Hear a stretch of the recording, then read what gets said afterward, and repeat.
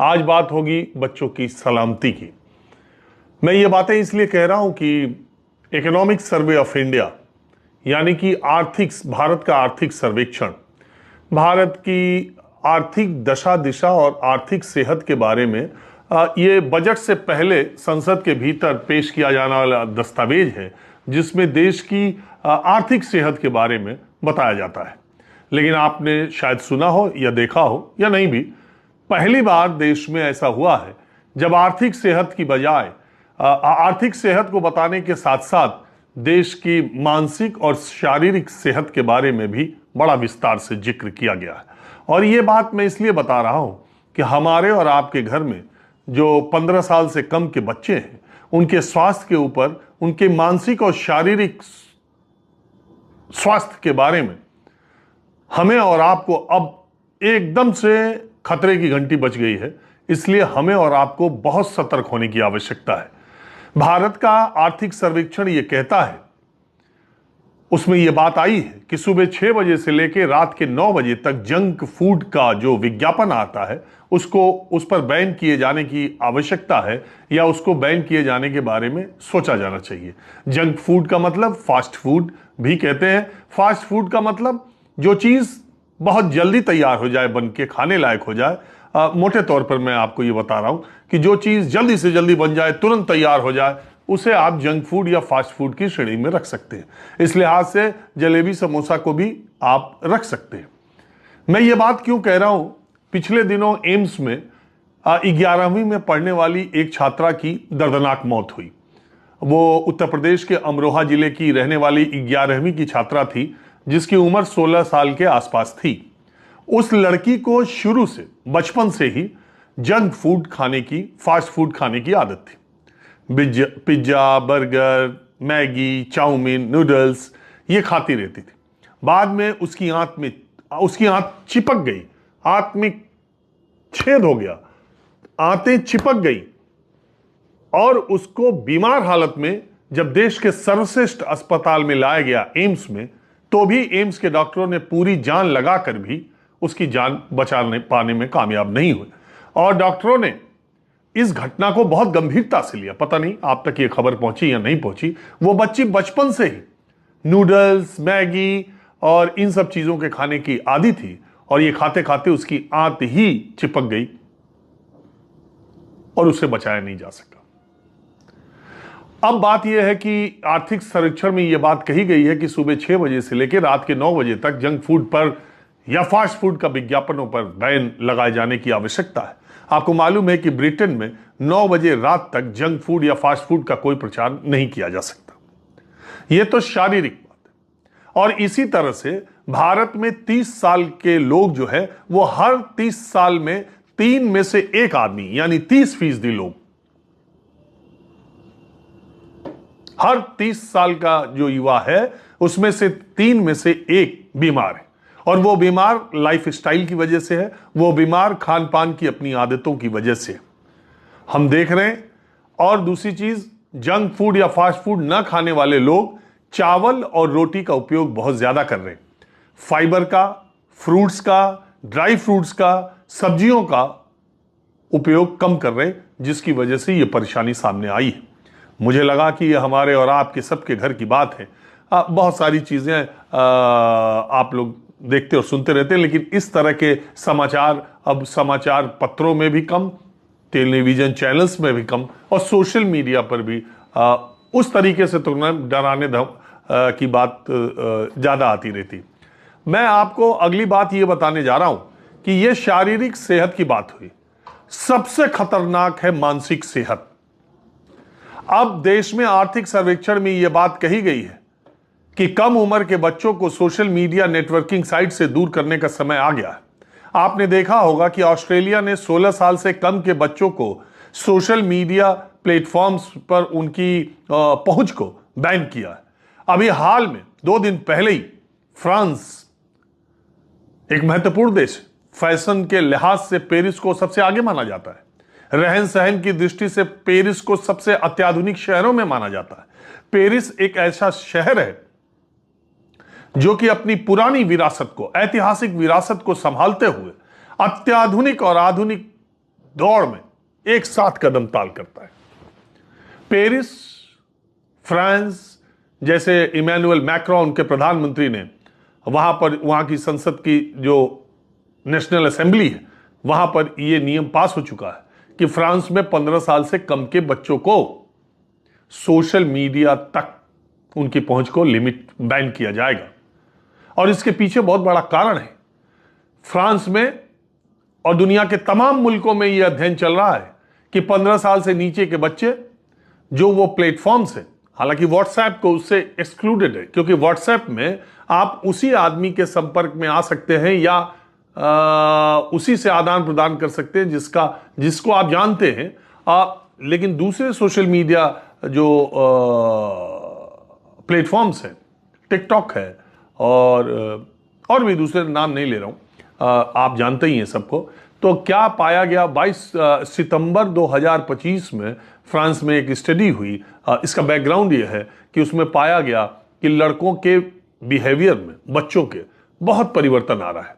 लड़कियों का यही वो एज है जब वो प्यूबर्टी या जिसको आप मेंस्ट्रुएशन साइकिल कहते हैं, जिसको आप पीरियड्स कहते हैं, वो शुरू होते हैं। और उसी समय उनका सोशल मीडिया के साथ जब इंटरेक्शन है तो उसमें लोनलीनेस, अकेलापन, चिड़चिड़ापन, ये सारी चीजें बहुत देखने को मिल रही। इसी तरह लड़कों में पोर्न साइट्स, अश्लील सामग्री, ये सब देखने की प्रवृत्ति बढ़ रही है, जिससे वो अपनी पढ़ाई पर तो कंसंट्रेट नहीं कर पा रहे हैं, बल्कि वो उनका एक जो होलिस्टिक और एक इंक्लूसिव, समावेशी जो व्यक्तित्व होता है, जिसमें आप सोशलाइज करते हैं, अच्छी चीजों को अच्छा, बुरी चीजों को बुरा। देखिए, पढ़ाई लिखाई का इंपॉर्टेंस सबसे ज्यादा क्या है? पढ़ाई लिखाई का हमारे और आपके जीवन में सबसे ज्यादा इंपॉर्टेंस ये है कि उम्र के साथ साथ आपको ये बात पता चलती है या आपको इतनी विवेक और बुद्धि आ जाती है जिससे आप सही को सही, गलत को गलत कह पाते हैं। और इसीलिए पढ़ाई लिखाई करे न करे, लेकिन बच्चों में over the period of time, age बढ़ने के साथ साथ उनमें एक समझ विकसित होती जाती है कि ये चीज गलत है, ये चीज सही है। दूसरी चीज है, आपके बच्चों के, टीनेजर्स के शारीरिक बदलाव होते हैं, मानसिक और शारीरिक बदलाव के साथ साथ उनका मानसिक परिपक्व होना वो शुरू करते हैं, मैच्योरिटी उनमें बढ़ती चली जाती है। इसीलिए कहते हैं जब टीनेजर्स यानी 19 साल, 19 टीनेजर्स की आखिरी जो उम्र है वो 19 साल है।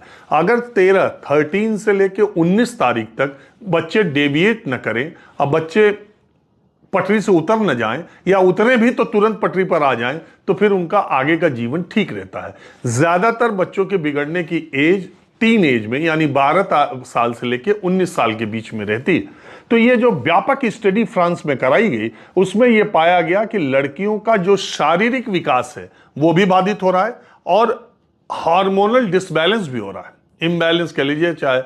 तो एक तो शारीरिक, दूसरे मानसिक तौर पर जानते हैं सबसे ज्यादा सुसाइडल टेंडेंसी, आत्महत्या की तमाम कोशिशें, और अकेलापन फील करना, कम से कम इंटरैक्ट करना, अपनी भावनाओं का इजहार नहीं करना, ज्यादा लोगों के साथ मिक्सअप नहीं होना, जबकि एक व्यक्ति के सर्वांगीण विकास के लिए चीजें बहुत जरूरी है। एक लड़की का स्वस्थ रहना इसलिए भी जरूरी है कि बाद में चल के उसे मां बनना है, एक परिवार को आगे बढ़ाना है। और इसी तरह लड़कों के बारे में भी देखा गया कि लड़के भी वो चीजें जो आप उम्र के साथ जानते जाते हैं तो आपकी समझ विकसित होती जाती है, आपके अंदर मैच्योरिटी आती जाती है, तो आप एक उम्र तक पहुंचते पहुंचते सब चीजों को जानते हैं, तो आपको गलत और सही का अंदाजा लग जाता है। जबकि इतनी छोटी उम्र में उन सारी चीजों तक एक्सेस होने की वजह से समय से पहले लड़के लड़कियां जवान भी हो रहे हैं और वो मैच्योरिटी उनमें आ भी नहीं पा रही। इमैनुअल मैक्रोन ने बहुत अच्छी बात कही इस जो नियम था 15 साल से कम के बच्चों को सोशल मीडिया बैन पर, उन्होंने बहुत अच्छी बात कही। उन्होंने कहा कि हम अपने देश की रीढ़, अपने देश के भविष्य को ये अमेरिकी और चाइनीज प्लेटफॉर्म पर गिरवी नहीं रख सकते। हम अपने बच्चों का भविष्य बर्बाद नहीं कर सकते।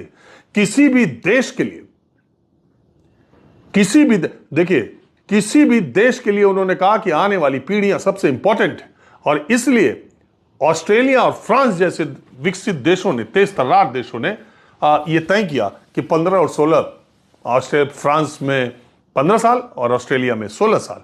और भारत जैसे देश में आर्थिक सर्वेक्षण में भी इस पर बात बताई गई है कि सोशल मीडिया को बैन करना चाहिए एक उम्र के लिहाज तक। शारीरिक दृष्टि से और मानसिक दृष्टि से हमारे बच्चे बीमार पड़ रहे हैं। आपको मालूम है 2020 तक भारत में 2020 का आंकड़ा आया है 3.3 करोड़ बच्चे मोटापे का शिकार हैं, और वो सिर्फ इसलिए कि वो फिजिकल एक्टिविटीज में उतने इन्वॉल्व नहीं है। आप हमारे जो नई माँ है, नई माँ मतलब जो जिनके बच्चे अभी 5, 7, 8, 4 साल, 3 साल, 5 साल, 8 साल के हैं, वो खुद भी व्यस्त हैं। आजकल एक प्रचलन ये भी है कि हाउसवाइफ्स कम हो गई, होम मेकर्स कम हो गई। अब औरतें, लड़कियां ज्यादातर इंडिपेंडेंट होने की वजह से या तो वो नौकरी कर रही हैं या काम कर रही हैं या कहीं वो भी बिजी हैं। ऐसी स्थिति में बच्चों को टाइम न दे पाने की स्थिति में जो थोड़ा सा वक्त उनको मिल रहा है खाना खिलाने का या अपना काम करना है, बच्चे को कहीं बिजी रखना है, उसमें उनको फोन दे देना है। सोशल मीडिया, फोन में तमाम ऐप्स हैं, बच्चों की पहुंच उस तक होती चली जा रही है। ये एक बहुत बड़ी दिक्कत सामने आ रही है कि बच्चों में एकाकीपन की भावना बहुत तेज बन रही है, लोनलीनेस फील हो रहा है, उन्हें लग रहा है कि उनके साथ कोई नहीं।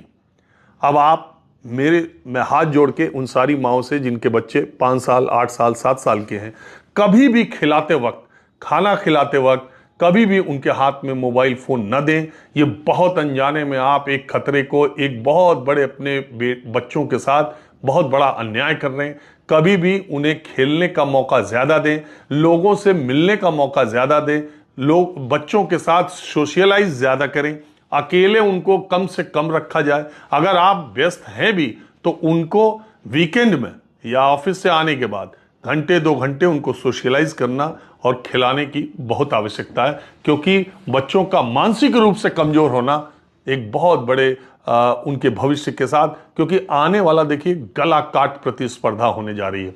तो मैं आपको यह बता रहा हूं 2020 में 3 करोड़ 30 लाख बच्चे मोटापे का शिकार हुए हैं, और उसकी वजह junk food, fast food, physical activities कम होना, ये बहुत बड़ी वजह है। और भारत सरकार के आर्थिक सर्वेक्षण में यह बात कही गई है कि 2030 तक या उसके कुछ आगे तक यह संख्या बढ़ के 8.5 करोड़ हो सकती है। 8.5 करोड़ बच्चे, सोच लीजिए, मोटापे का शिकार हो सकते हैं। तो अभी भी वक्त है। भारत में आर्थिक सर्वेक्षण में कह तो दिया गया है, मैंने पहले भी इस बात की बात कही थी कि सोशल मीडिया का जो पहुंच है बच्चों की, वो उनकी मानसिक और आर्थिक सेहत को बहुत परेशान कर रहा है। और जंक फूड और फास्ट फूड इनको एक घुन की तरह बच्चों के लिए, स्वास्थ्य के लिए नुकसानदेह है। मैंने आपको अमरोहा की बिटिया के बारे में बताया, उसके घर, अब बताइए 16 साल की बच्ची की आंख चिपक गई और जंक फूड खाने की वजह से, तो केवल बच्ची को ही जिम्मेदार नहीं ठहराया जा सकता। माँ बाप, दादा दादी, चाचा चाची, भाई, जो लोग भी उस घर में थे, उन्होंने अपनी तरफ से कहीं ना कहीं लापरवाही की या उसकी आदतों के सामने घुटने टेके। अगर आपके घर में भी ऐसे बच्चे हैं, आपके घर में भी कोई बच्चा, टीनेजर, कोई भी बिटिया बेटा टीन एज में जाने वाले हों, और अगर आपके बच्चे बड़े हो रहे हों, तो मेरी इन बातों का आप जरूर ख्याल कीजिएगा। ये आप सबके लिए है, हम सबके लिए, हमारी आने वाली पीढ़ियां। दूसरी बात है कि इंडिया आने वाले दिनों में, इंडिया सबसे युवा लोगों का देश होगा, और सारा भार इन्हीं के ऊपर है। टिकटॉक और इंस्टा और फेसबुक, ट्विटर और ये जितने सोशल मीडिया प्लेटफॉर्म्स है, अगर हमारे बच्चे इसमें, ये बुरा नहीं है, पढ़ाई के लिए इसमें कई, और ये बात फ्रांस में भी जो बात हुई, अभी हमारे आपके घर क्या तर्क दिया जाता है, क्या करें, बच्चे तो ऑनलाइन ही पढ़ाई हो रही है, ऑनलाइन ही क्लास चल रहा है। फ्रांस जैसे देश में इमैनुअल मैक्रा, और जो बहस के दौरान वहां नेशनल असेंबली में बात हुई, उन्होंने कहा कि ऑनलाइन पढ़ाई को जितना डिस्करेज किया जा सकता है उतना किया जाना चाहिए। कोई भी बच्चा एक एज के बाद, देखिए, मैं अपनी एज में जब मोबाइल खोलूंगा, मुझे कुछ पढ़ना है और मैं कोई चीज देखूंगा, या 22-25 साल का लड़का देखेगा तो वो अपने मतलब की चीज देखेगा और उस पर कंसंट्रेशन उसका रहेगा। लेकिन 12 साल का बच्चा खोलेगा कुछ अच्छा एल्गोरिदम, आपने गलती से भी अगर आपके बच्चे ने अगर कोई ऐसा कंटेंट देख लिया, और इस तरह के कंटेंट उसको आकर्षित बहुत करते हैं, तो वो सोशल मीडिया का, उस ऐप का, उस प्लेटफॉर्म का एल्गोरिदम ऐसा है कि आगे उसी तरह का आप देखते होंगे। अगर आप भजन सुनेंगे तो आपके सोशल मीडिया प्लेटफॉर्म पर जहां भी आप होंगे तो आर्टिफिशियल इंटेलिजेंस से, एल्गोरिदम से भजन ही आता रहेगा। अगर आप कोई पॉर्न साइट्स देख रहे हैं तो फिर वही आता रहेगा। अगर आप कोई प्रोडक्ट देख रहे हैं, अगर आप कोई इंश्योरेंस कराना है, अभी आप गूगल पर देखने जाएं तो फिर आपके सारे प्लेटफॉर्म पर इंश्योरेंस से जुड़ी कंपनियों की जानकारी आने लगेगी। अगर आप गाड़ी के बारे में, तो ये एल्गोरिदम जो है वो भी बहुत